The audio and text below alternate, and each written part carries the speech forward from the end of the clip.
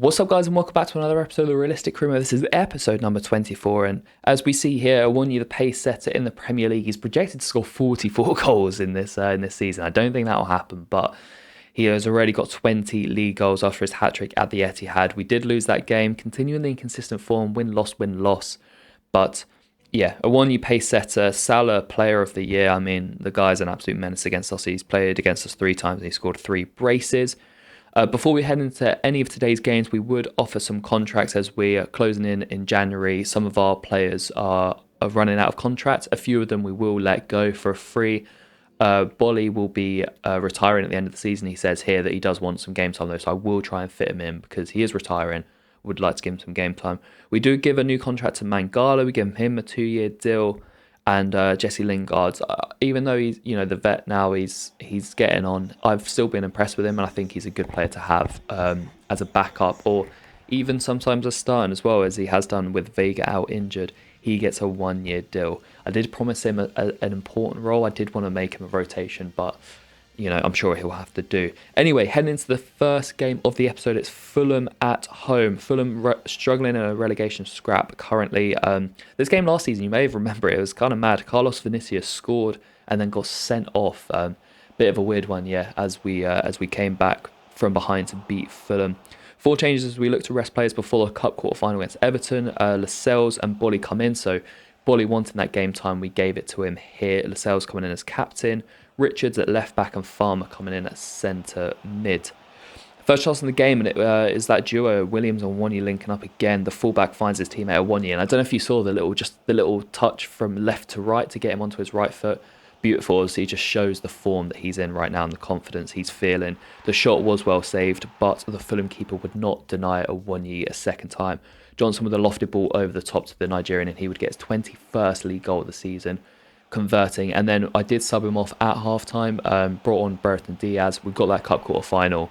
I know it's only a cup quarter final, we're in a European hunt, but I did want to prioritise it a little bit. And Everton Diaz is more than capable enough to fill in, and as you would have seen there, he did so, banging our second of the game. Very good finish from Everton Diaz. He's been a great replacement. Emmanuel Dennis was a great impact sub off the bench, and I was worried when we sold him to Torino we wouldn't be able to replace him. Everton Diaz maybe has even been better. He's scored more goals. He's got more game time in the league, I'll admit, than Dennis did, but he has been brilliant. Our clean sheet would go. I was very, very frustrated with this one. We dominated Fulham. This was the perfect game to have before a cup game because I could rotate. You would have saw I made a triple substitution as well with about 15 minutes to go. Was cruising to our 6th clean sheet of the season, but Carlos Vinicius would score against us again. A nice little cushion finish. And then right in injury time, actually, Fulham had a chance to draw a game, which would not have been deserved, but Jamal Lascelles reads the ball really well and denies Fulham the opportunity. So we continue that inconsistency, win-loss in the league. Lascelles and Perot say they're happy with their game time. Obviously, Lascelles and Bolly will be getting very, very rare game time indeed. So maybe when the new year turns and we get some cup games, but in the league, the game time will be limited. Mohamed Drager's move to Celtic is confirmed, whilst Leo Wright's 6-month loan deal to Ibiza is confirmed. Not sure that's the best place to send our youngster, is it? Ibiza for 6 months. But let's hope that he gets some good game time anyway, as we look to head into our second game of the episode. And it's the big one, the Carabao Cup quarter-final at home to Everton. As you can see there, we've got a good chance. Arsenal playing Chelsea, so one of those big boys will be out. Liverpool playing Middlesbrough, you fancy them to be favourites, but if we can just focus on our game, we can go through into a semi-final, which will be huge. We got knocked out of this competition in the 3rd round last season to Brighton, so this has been a very good return from us. Heading into the game, we make 5 changes to the side to beat Fulham. In come Perot, Niakate, Maguire, Freuler and Yates. 3 of those got rested for the game. Freuler would be fit to play. 5 minutes in, early lead, Syankov. Oh my gosh. The Ukrainian fouled on the edge of the box, and then he steps up to convert a worldie of a free kick over the wall, bar and in. I absolutely loved this. It was weird. When I scored it, the game almost took like a second it was delayed to react. So I didn't think it had gone in at first, and then, yeah, saw it went in. Beautiful finish and a great start to this game, exactly what we needed. We obviously played Everton in the last episode. We beat them 1-0. It was a very tight game, not many chances. And so, yeah, I knew every goal would matter in this game. Henderson would keep Everton out. Sims, the youngster, with a great shot, but Henderson, strong right arm. As we head into the second half, a couple more chances. Awoniyi puts his effort wide. Johnson misses before Everton would equalise with just under half an hour to go. The Spaniard Ceballos, he scored against us last season at Goodison Park. He scores against us here. He drives through into space, releases a shot, and Henderson seems to dive under it. Pretty disappointing, I'll be honest. Everton haven't had too many chances, and we've let them back into this game. Yeah, I was pretty disappointed with that goal, I'll be honest. Henderson seems to just, sort of dive underneath it. But if I was frustrated at that goal, I was furious at this one. Carlson drives through and just floats a shot that's like the lightest shot you've ever seen, and it just somehow goes in, and I just thought, oh God, it's going to be one of those games. And then when you hit the bar in the 89th minute, I thought, our chance is gone. But deep into injury time, into the 92nd minute, Brereton Diaz drives into the box, and Remo Freuler, he may be leaving us in a couple of weeks for Atletico Madrid, but he has saved our bacon here. Brereton Diaz, brilliant play, squares it to Freuler, and the Swiss converts in one of his last games for the club. He's only got 3 or 4 left to play. It's a huge goal for him there, and he sends us to penalties. No extra time, straight to spot kicks, and it's just Forest against Everton now as we go to a penalty shootout for a chance for a place in the semi-finals. And, well, first couple of penalties, Syankov, he may have scored a set piece earlier in the game, but he misses this one, or saved rather. Morpay also saves so to level up the scoring, or the lack of scoring, if you will. Niakate then, I was surprised when they came up with the players' stats for penalty. Niakate was second best penalty taker, so I was like, do you know what? Fair enough. The centre-back steps up, he scores. Carlson scores to get his second of the game, technically. Taiwo, no mistake, he bags before Pascal Gross, the former Brighton player. He converts, sends it down the middle, and this was just a mind game at this point. Which way are we going, left or right? Brereton Diaz, the Chilean, sends it top corner in the left. And then Damari Gray steps up. Henderson saves. Big save from Dean Henderson. 2 saves down to his right. And now, if Brennan Johnson can score, the Welsh wizard, if he scores, we're through to the semi-final. Well, get in! Come on! Cup semi-final awaits. We were moments away from being knocked out before Remo Freuler stepped up and levelled in injury time. I really, really thought we were going to go out of this game.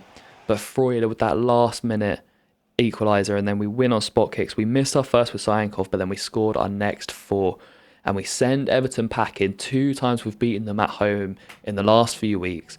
And we are through to the semi-finals of the Carabao Cup, where we will face Leeds. We've got Leeds. I can't believe it. Our luck, oh my God, the luck is crazy. So Chelsea and Liverpool face each other in the other semi-final. All quarterfinals were so tight. We beat Everton on penalties. Liverpool beat Middlesbrough 2-1. I saw they were 1-0 down to Borough at half-time. Leeds beat Sheffield United 2-1, whilst Chelsea beat Arsenal on penalties. Chelsea get Liverpool and we get Leeds. Oh, it's brilliant. And what a chance we have now to get into the final, into a cup final in just our second season with Nottingham Forest. Very, very winnable. We're unbeaten against Leeds in this save as well. 2 draws last season, and then we beat them 5-4 in that crazy game a couple episodes ago at the City Ground. 2 legs, obviously, so we'll play them home and away. What a chance we've got to reach a cup final for the first time in just our second season. The Carabao Cup is obviously not an objective in the board's objectives, but if we can make a cup final, that would be huge. Obviously, Chelsea-Liverpool will be such a tough game, but let's try and overcome Leeds before we think about that. Anyway, heading into the third and final game of the episode. It's 3rd against 7th. It's Antonio Conte's Tottenham who host us here at the Tottenham Hotspur Stadium. We're back in a pack competing for 5th and 6th. Bit of a gap to the 4th place. So this was a big game for us if we really wanted to put our name in the hat of clubs that are competing for the top 4. Tottenham obviously up there at the moment. Well, it'd be a really tight game. Brennan Johnson would hit the bar in the first half, and then there wouldn't really be any chances until the second, where Tottenham, unfortunately, would run riot. Son would set up Troy Parrott to open the scoring, the academy graduate getting his 6th goal of the season. Kane would somehow be our defensive pace and would lob Henderson. Benacer would get Tottenham's 3rd goal. Son gets his 2nd assist in the 76th minute. And then a mistake from us. Henderson misplacing the pass, goes straight to Parrott, and he gets his second goal of the game. Honestly, when we went into half time and it was 0-0 and there wasn't many chances, Brennan had hit the bar. I thought, you know what, we could maybe steal something from this game. We're well in this. I would take a draw, but yeah, obviously we'd gone to penalties midweek as well, and the boys were tired, and then Tottenham just blew us away. They showed their class, and they showed that there's still a gap between us and the top teams, competing for the Champions League spot.